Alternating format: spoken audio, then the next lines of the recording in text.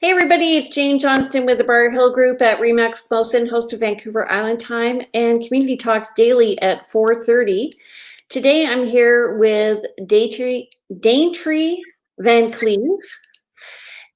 Daintry is a service-oriented human resource leader that is passionate about creating a dynamic, engaged, and effective workplace culture. She is a dynamic communicator and strategic thinker with more than 20 years of progressive experience in the human resources field, sorry. She's held senior management roles at a number of organizations in both unionized and non-unionized sectors and worked in a variety of industry, including hospitality, manufacturing, marketing, IT, retail, food and beverage, healthcare, and marine repair. Her purpose is to embrace challenge and change, educate and empower those she works with to create a dynamic work culture that can grow with the changing needs of the workplace. So you are the perfect person to be talking to now because we are emerging into the next phase of post-COVID craziness. So what are you finding right now about creating workplace culture? How important is it?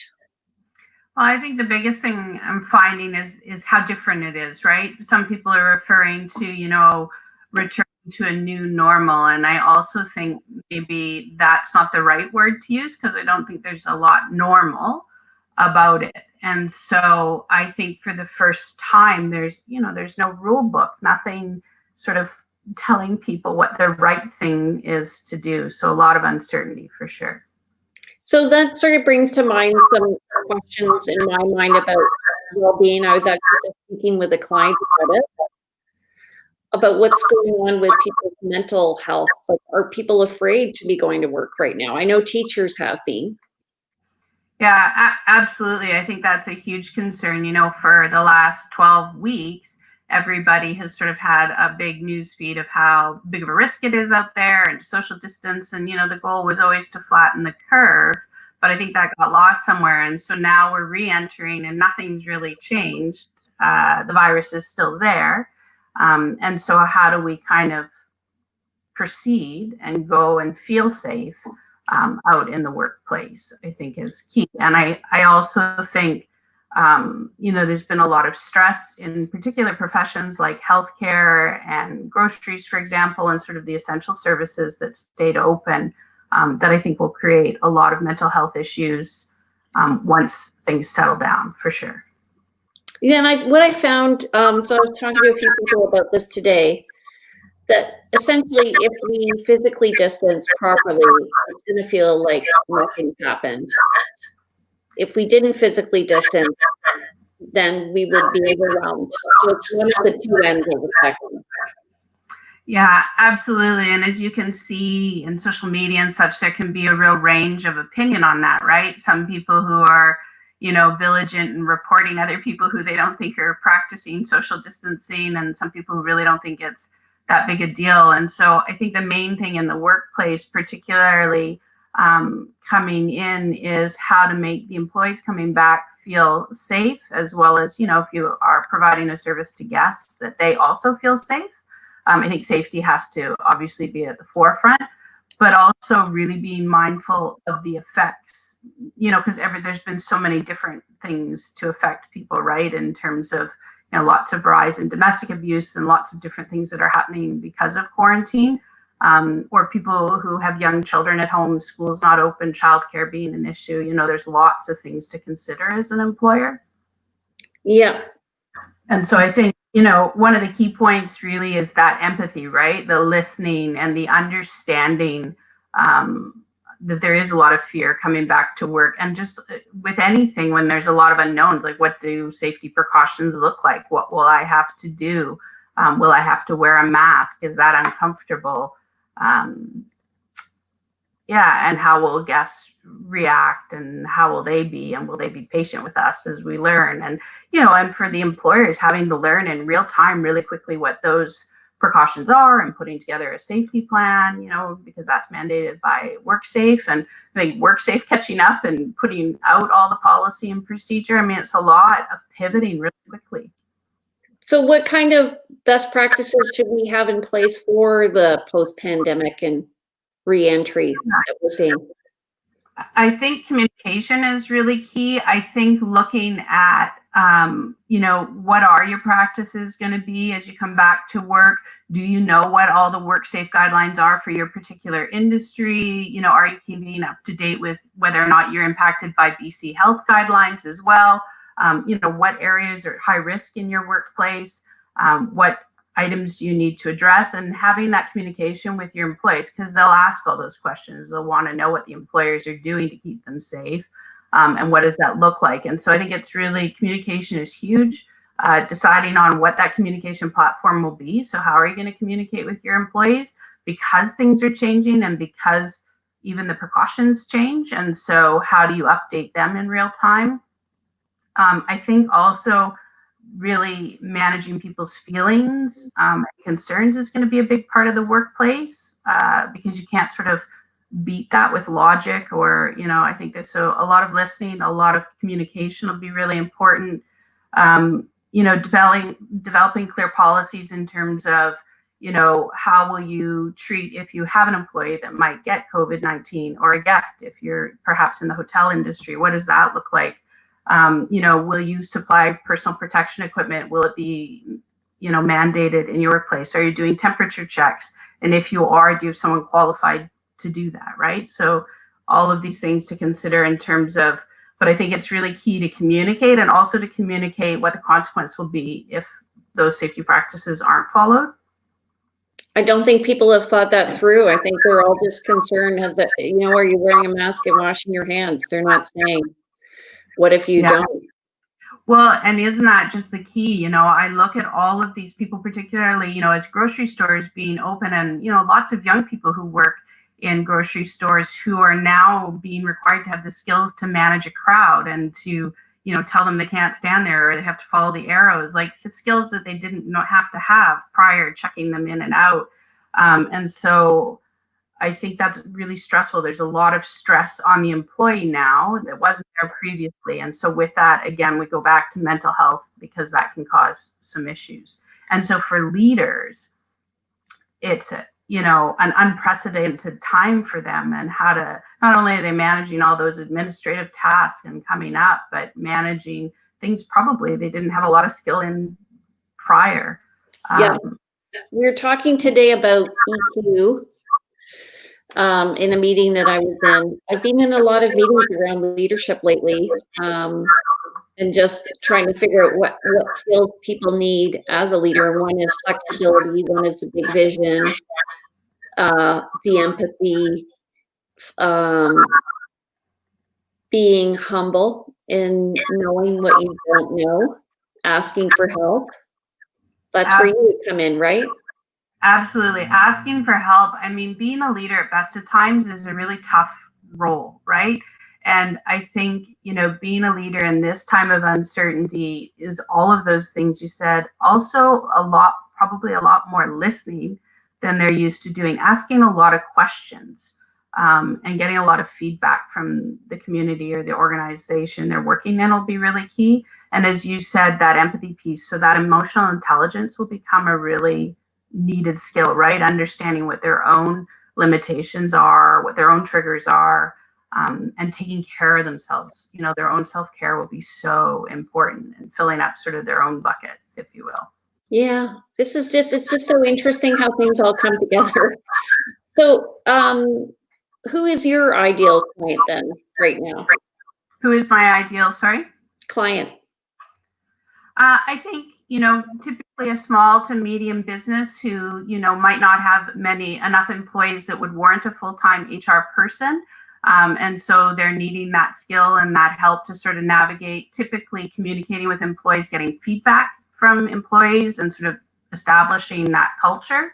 And also just in terms of legislation, I think HR can be really helpful.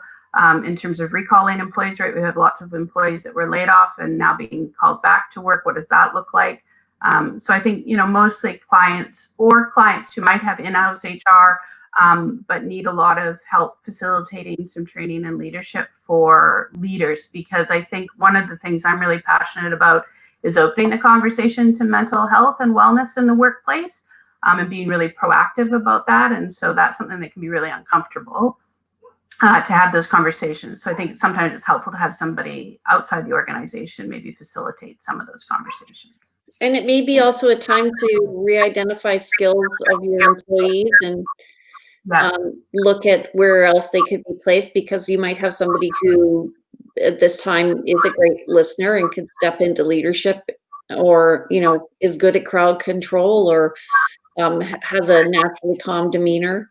Absolutely. Like really looking at where people shine. It may not be within what they were hired for, and kind of reassessing that and having them, you know, step up to those strengths. I think that's a big piece of sort of crisis management, right? We were all taken aback by this. Nobody had a pandemic real plan in place, right? And so I think that's another key piece as we reopen, because, you know, it's likely there may be a second wave.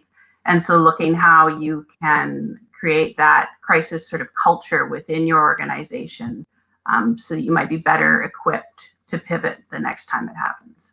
Yeah, so I was wondering about that. So now it happened once, it may happen again. Obviously, it's going to create less stress. I know it stressed me out.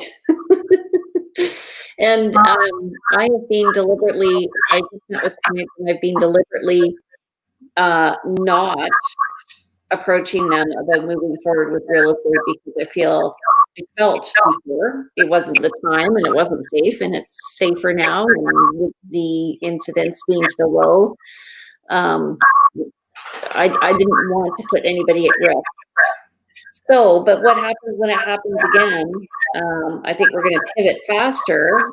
But do you think we need to have a plan in place to reinstitute things? Like here's stage A. What is it? DEFCON 1 to DEFCON 5? That's right.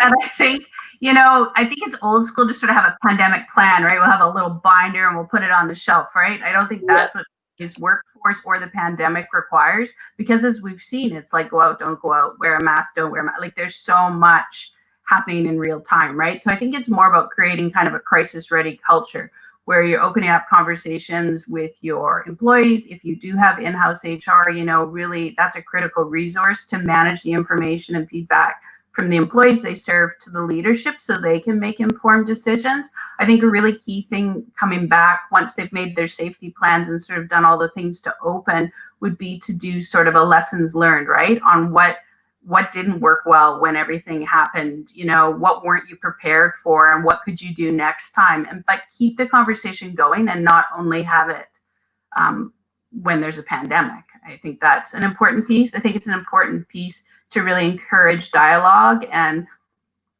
maybe disagreements and sort of having that safe place, right? Because I think innovation too is going to be really key in workplaces going forward. And, you know, right now a lot of organizations may spend maybe 10% of their time on that. So like a Socratic type of methodology where you reach consensus sort of thing? Yeah, I mean, you may not always reach consensus, but I think just asking a lot of what if questions, right? Like in terms of crisis manage, what if we do have a second wave? What if we do have an employee who becomes effective? How will we handle that with the rest of our workforce? You know, will we have rotating work schedules so that there are teams that don't see each other? So if that occurs, then we still have a team that wasn't in contact, right? Like all of those types of questions to ask yourself. And I think that helps alleviate the fear too, right? In people returning and knowing that safety is sort of first and foremost. It's funny. So I've just been thinking a lot about languaging. So when this started, we talked about pivoting and protocols, and we're sort of all very scientific. But what I'm hearing from you is now it's time to sort of bring out the softer side where we're helping people recover, A, and B, we're helping them to move forward. And the way to do that is to listen, right? Yeah, I absolutely agree. I think that, you know, for me anyways, watching, you know, and I most recently work in hospitality, right? And tourism, which has been hardest hit in terms of closures, and something that I've never seen in my lifetime. And so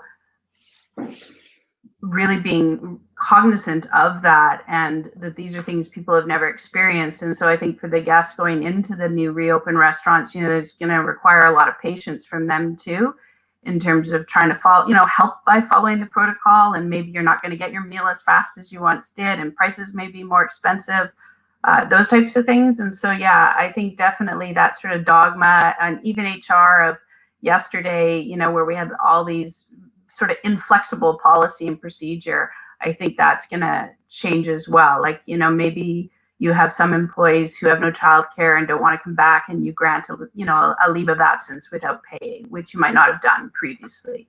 Because I've seen amazing things of pivoting, especially in food and beverage. And restaurants, there's a restaurant in New York who used their pizza oven to build face shields, and like there's been some really amazing things. Restaurants here locally owned restaurants who have created grocery shops and cocktails and liquor. Like you can sort of, I've been really amazed at how quickly they sort of reacted and created something new to keep their business alive. Well, so we've been doing a lot of work with in our group about personalities and responses to different situations. And one of the things you're mentioning is it's very procedural, what you're talking about, and certain people respond well to that, but other people, you really have to take into account who you're talking to, how they're going to take in the information and process it, because some people may just be very well turned off by it all. Are you finding that?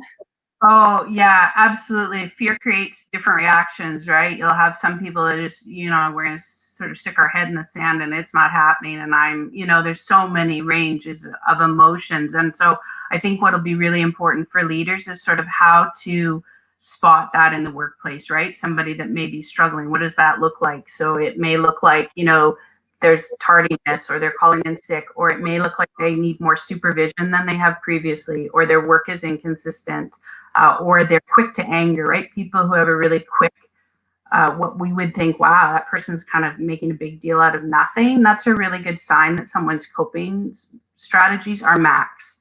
Like there's nothing more there. And recognizing that, it's then hard to have a conversation with somebody in that state. So I think for leaders, that's a lot, right? There's a lot of things to learn about how to spot it, and then how to help that person and support them in that type of situation. So we've gone through the pandemic. We haven't yet, but we will have gone through the pandemic. Yeah. And one of the factors, it's interesting because I did a report today on the market, and I called it a bounce. The market did a bounce and came right back up. So that says to me that it's a degree of resilience in there. How do we create resilience in other businesses? Yeah, it's interesting. I attended a conference, and one of the speakers was an economist, and he also, sort of showed graphs and numbers and sort of some bounce back, and it was more encouraging than I sort of thought in terms of bounce back. And I think, in terms of particularly in hospitality and tourism, right? Like we're looking probably at 12 to 18 months before there's any kind of upswing there, because the summer is the only time usually to make that's their season, and cruise ships and all of those things have been closed. So I think it's looking at new ways that you can generate revenue, like some of the things I was saying that I'd seen in other restaurants, kind of changing. Interesting enough, there was a restaurant in Vancouver who, prior to the pandemic, went to just delivery and takeout.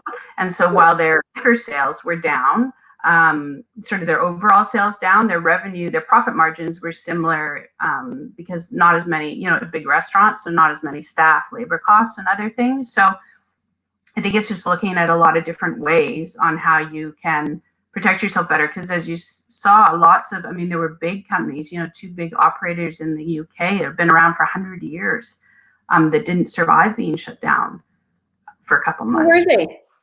Fort Newman Basin or something like that? Can't remember the name now. One I think was like a tour bus type of company. Yeah, so just surprising, right? How unprepared, like just I think that's another thing to look at in terms of our resources.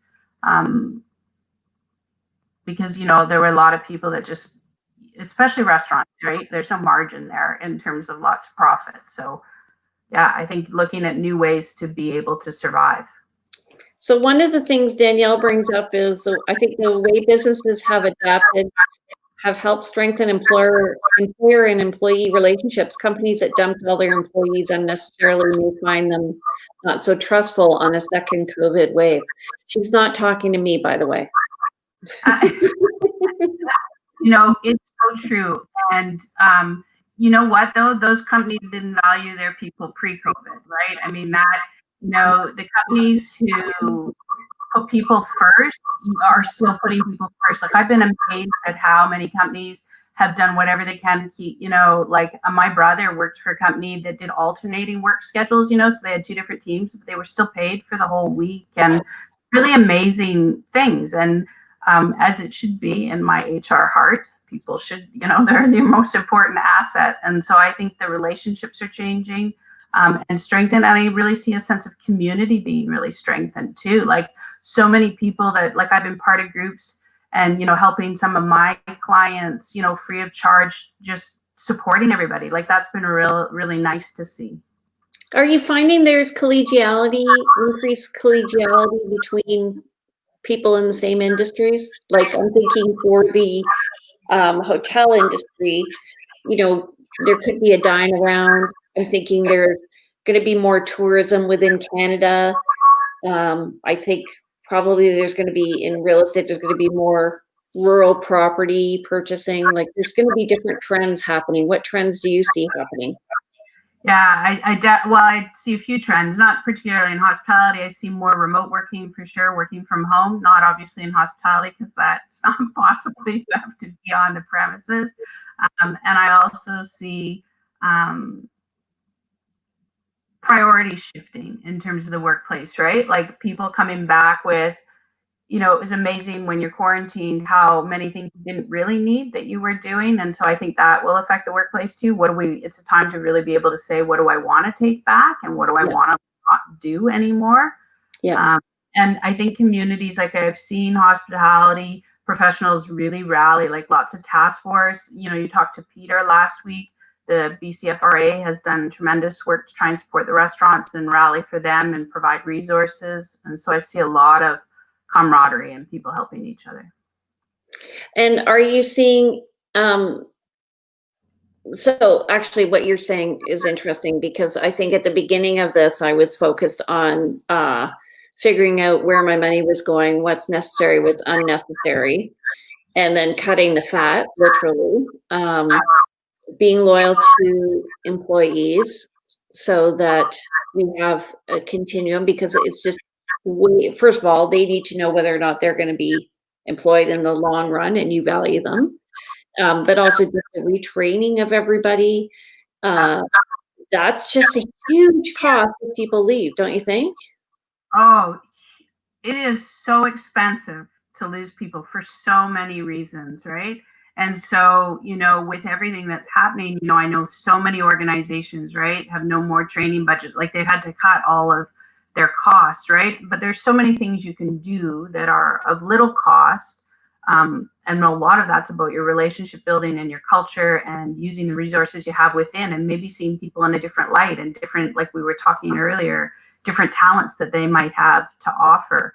And so I see things being a lot more collaborative than sort of that top down. I think the top down structure was on its way out anyways, but I think this has given it a serious, it's really leveled the playing field, right?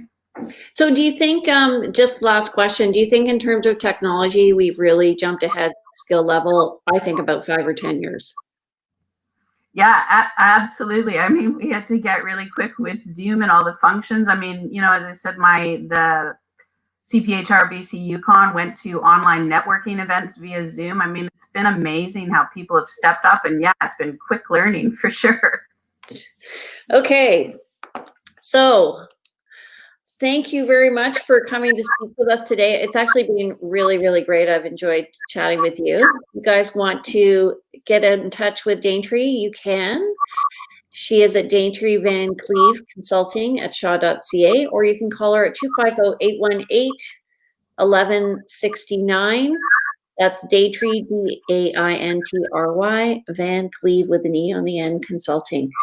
Thank you so much for coming out today and being a part of the show. I really appreciate it. Thanks, Jane. It was great to talk to you. Thanks for having me. No problem. Tomorrow we're going to have Avery Bohm. She's with the Vancouver, oh my God, I keep saying this, Victoria Hospital Foundation. She's going to be on at 4:30. It's very important that we support our hospital, so I'm interested to hear what she has to say and how we can help her. And if you have a friend or know somebody who should be on the show who wants to get a shout out, please put them in touch with me. We'd love to have them. Don't forget to go to our YouTube channel and like us so that we can do more on YouTube for you. All right. See you tomorrow. All right. And take care, everybody. Have a great day. Bye-bye.